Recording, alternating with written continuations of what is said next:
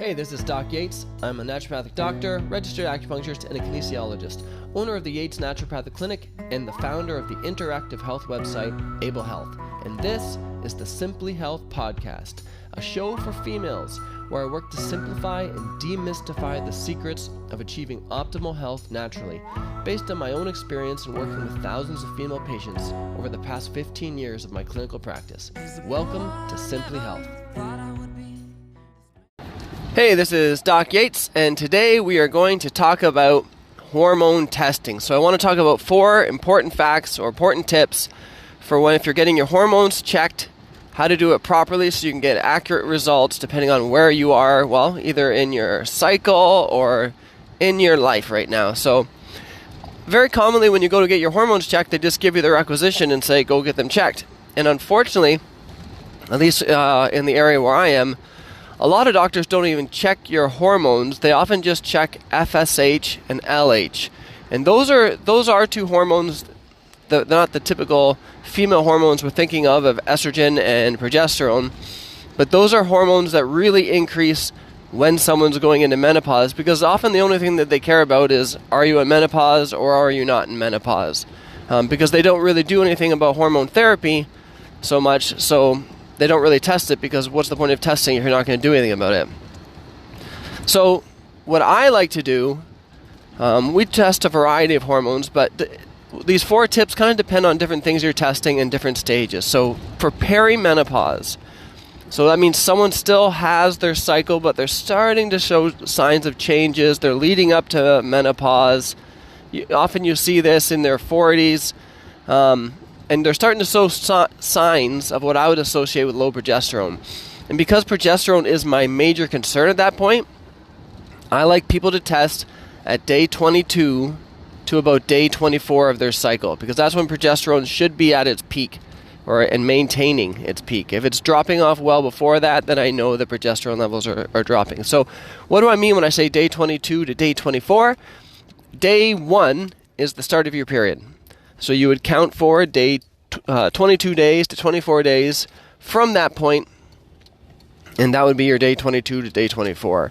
Now, if for some reason that your cycle is not lasting that long, like you're getting, say, your period after 22 days or 21 days, then you would probably want to take it about 3 to 4 days before that. So you're usually aiming at 3 to 4 days before the end of the cycle, if that helps. But generally speaking, for a 28-day cycle-ish, we are going for day 22 to 24.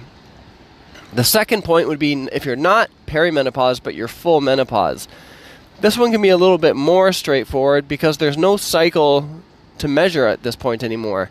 So I've heard of some practitioners trying to get people to go back in their calendars, 6 months to a year to 2 years, and try and figure out where they would be at this point if they were still having it. But it seems like such guesswork. This is a situation where I actually do just have people just go in and get it checked. And at most points, we're knowing that the hormones are going to be low, or we definitely know progesterone is going to be low. The question is, how low is estrogen in comparison to that? And what do we need to do about that? So for menopause, a little bit more, when they're full menopause, no period, it's a little easier because then you actually can get your hormones checked anytime.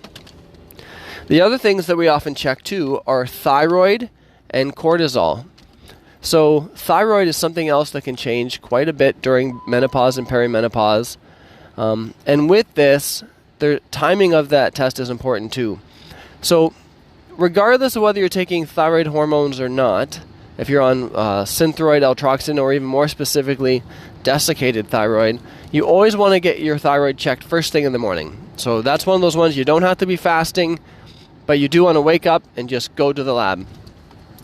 It is important that especially if you're taking desiccated thyroid, often called ERFA thyroid or Armour thyroid, it's basically natural thyroid that's ground up, often from a pig or a cow.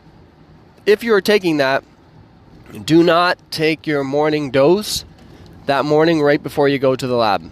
Because what will happen is that your T3 levels are going to be artificially blown really high if you do that, and it's going to make it confusing for the practitioner to get a good read. So if you're checking your thyroid and you're taking especially a desiccated thyroid or any thyroid that has T3 in it, do not take it that morning. Just wake up, go to the lab, and then you can take it right after.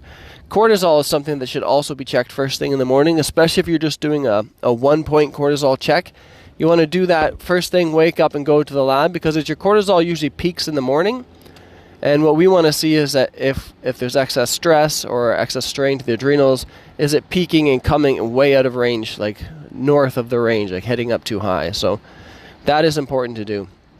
And same thing, if you were taking any type of cortisol, you would not want to take it that morning right before the lab and throw that off. The fourth point we're going to discuss is testosterone and DHT. So though for females, you still have testosterone, and you can have something called DHT, which is called a breakdown. It's a breakdown product, so dihydrotestosterone, I believe. And then what that can do, those are more tested based on a symptom basis. So if I'm seeing any signs of excess testosterone, say increased facial hair, deepening of the voice, acne as well, or thinning of the hair, then you want to get those checked. Those you can really test anytime, but again, they are tested upon, do you have indications?